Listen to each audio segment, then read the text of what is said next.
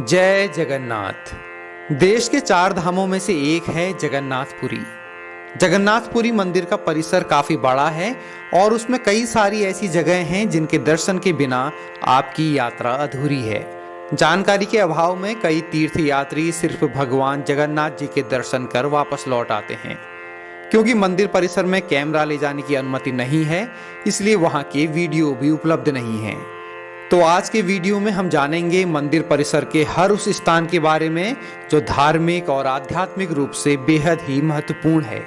और यकीन मानिए, इस तरह का कोई और वीडियो ढूंढना आपके लिए काफी मुश्किल होगा। तो आइए शुरू करते हैं।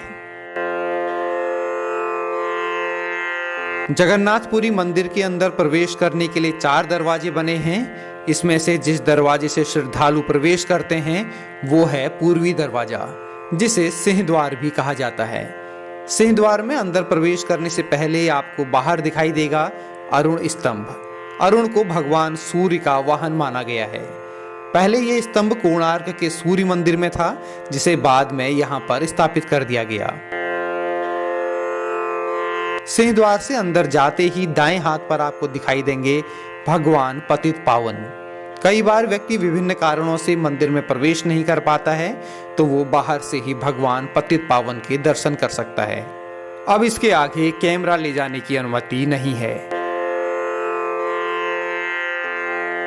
सिंह द्वार से अंदर प्रवेश करते ही ठीक सामने आपको दिखाई देंगी 22 सीढ़ियां। सीढ़ियों की शुरुआत में आपको एक काला पत्थर दिखाई देगा, जिसे यमशिला कहते हैं। धार्मिक रूप से मान्यता है कि मंदिर में प्रवेश करते समय इसके ऊपर पांव रखकर ही आगे बढ़ा जाए। कहा जाता है कि ये यमशिला मनुष्य का संपूर्ण पाप अपने अंदर ले लेती है, और जब आप दर्शन करके बाहर लौटेंगे तो इस शिला पर भूल करके भी पांव नहीं रखना है, क्योंकि भगवान जगन्नाथ के दर्शन करने से जो पुण्य आपको मिला है, ये शिला उसे भी अपने अंदर ले लेगी। इसे आध्यात्मिक रूप से भी समझने की जरूरत है। इसका मतलब है कि जब आप मंदिर में प्रवेश करें तो अपने अंदर का अहंकार, बुराइयां, सभी नकारात्मक चीजें वहीं छोड़ दें और वापस लौटते समय सिर्फ ले जाएं सकारात्मक ऊर्जा। मंदिर में प्रवेश करते समय ये भावना आपने भी महसूस करनी चाहिए। तो इस यमशिला पर पांव रखते हुए आप 22 सीढ़ियां चढ़ेंगे और बाईं तरफ मुड़ते ही आपको सबसे पहले एक शिव मंदिर दिखाई देगा। दर्शन करके आगे बढ़ेंगे तो सामने आएगा कल्प वृक्ष। यहाँ श्रद्धालु कल्प वृक्ष पर धागा बांधते हुए मनोकामनाएं मांगते हैं और मान्यता है कि 1 वर्ष के भीतर उनकी मनोकामनाएं पूर्ण हो जाती हैं। इसी कल्प वृक्ष के नीचे आपको दिखाई देंगे बट गणेश और बट जगन्नाथ। आप इन दोनों के दर्शन कर बाईं ओर मुड़ जाइएगा। ठीक सामने दिखाई देगा दक्षिणी दरवाजा, यहीं पर है नरसिंह मंदिर। यहाँ पर आपको एक बड़ी सी शिला दिखाई देगी, लगभग 8 फीट लंबी। इसे कहते हैं शिला भेदी पत्थर। इसकी खासियत यह है कि जब आप इस शिला की एक ओर से बोलेंगे तो दूसरी तरफ खड़ा व्यक्ति शिला पर कान लगाकर उसे सुन सकता है।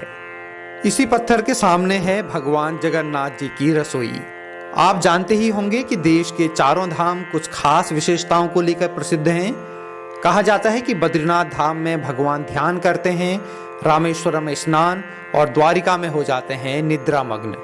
इसी क्रम में मान्यता है कि पुरी में भगवान को भोजन करना अत्यंत प्रिय है, इसीलिए इसे भगवान का अन्न क्षेत्र भी कहा गया है। ये एक बहुत बड़ी रसोई है जिसमें भोग तैयार करने के लिए लगभग 250 चूल्हे हैं और यहाँ भोजन तैयार करने में जुटे रहते हैं 700 से भी अधिक लोग। इस रसोई से जुड़ी कई सारी रोचक जानकारियां हैं, उन्हें किसी दूसरे वीडियो में आपके साथ साझा करूंगा। फिलहाल आगे बढ़ते हैं। रसोई से आगे बढ़ने पर आपको मिलेगा मुक्ति मंडप। ये वो स्थान है जहां भगवान जगन्नाथ के मंदिर की स्थापना के लिए हवन किया गया था और उसके लिए विशेष रूप से आए थे ब्रह्मा जी। आगे बढ़ने पर दिखेगा रोहिणी कुंड और विमला देवी मंदिर। विमला देवी मंदिर को शक्तिपीठों में से एक माना गया है। ये शाक्त व तांत्रिक उपासकों के लिए एक बेहद ही महत्वपूर्ण मंदिर है। विमला देवी को भोग लगाने के बाद ही महाप्रसाद भक्तों में बांटा जाता है। ये अपने आप में पूर्ण मंदिर है, जिसमें आपको गर्भगृह के साथ ही जगमोहन, नाट्य मंडप व भोग मंडप भी दिखाई देगा। अब आगे बढ़ने पर आप दर्शन करेंगे साक्षी गोपाल जी के और गोपीनाथ जी के। अब आप पश्चिमी दरवाजे पर पहुंच चुके हैं और यहाँ पर है एक छोटा सा म्यूजियम से आगे बढ़ेंगे तो मिलेगा लक्ष्मी मंदिर। इस मंदिर की मान्यता है कि यहाँ कुछ देर आपको अवश्य ही बैठना चाहिए।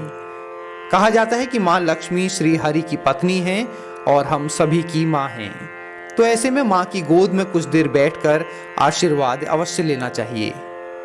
थोड़ा सा आगे बढ़ने पर आपको एक स्थान मिलेगा जहां से आप मंदिर के शीर्ष का ध्वज व सुदर्शन चक्र आसानी से देख सकते हैं। नजदीक पर ही है उत्तरी दरवाजा। आगे बढ़ने पर आपको मिलेगा कोली बैकुंठ और आनंद बाजार। आनंद बाजार से आप भगवान जगन्नाथ का महाप्रसाद ले सकते हैं। आनंद बाजार से आगे बढ़ने पर आप मुख्य मंदिर में प्रवेश करेंगे, जहां ठीक सामने आपको दिखाई देंगे भगवान जगन्नाथ और साथ में होंगे सुभद्रा व बलदेव। यहाँ पर आप सुदर्शन चक्र को देखना मत भूलिएगा। मंदिर परिसर पर 3 कुएं हैं, गंगा, जमुना और सरस्वती। एक जल से भगवान जगन्नाथ को स्नान कराया जाता है और दूसरे से तैयार होता है भगवान का भोग। तीसरा कुआं विशेष रूप से स्नान पूर्णिमा के दिन ही खुलता है और उस दिन इसी जल से होते हैं भगवान के स्नान। समुद्र के बेहद नजदीक होने के बावजूद इन सभी कुओं का जल बेहद ही मीठा है। अंत में आप उसी सिंह द्वार से बाहर निकलेंगे जिससे आपने प्रवेश किया था। बाहर आने के बाद मंदिर की एक परिक्रमा कीजिए और साथ ही चारों दरवाजों को देखिए। पहला दरवाजा जिससे आप मंदिर के अंदर गए थे, ये पूर्वी द्वार है जिसे सिंह दरवाजा भी कहते हैं। फिर आपको मिलेगा दक्षिणी दरवाजा यानी घोड़ा दरवाजा, फिर पश्चिमी दरवाजा यानी हाथी दरवाजा और अंत में उत्तरी दरवाजा यानी बाघ दरवाजा। इन दरवाजों में आप सिंह, घोड़ा, हाथी और बाघ की आकृतियों को देख सकते हैं। और अब आपके दर्शन पूर्ण हुए।